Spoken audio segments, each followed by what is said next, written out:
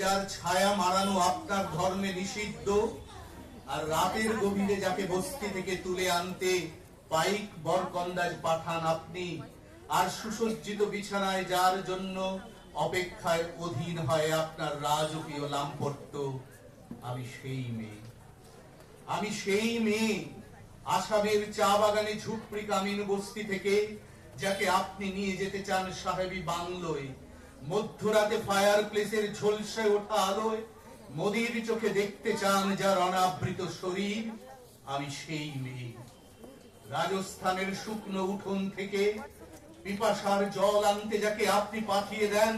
10 mile দূরে সরকারি ইদারায়, আর 20 mile হেঁটে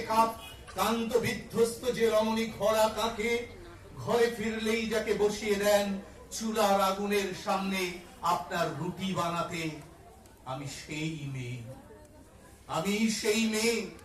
যাকে নিয়ে আপনি মগ্ন হতে চান গঙ্গার ধারে, কিংবা ভিক্টোরিয়ার সবুজে,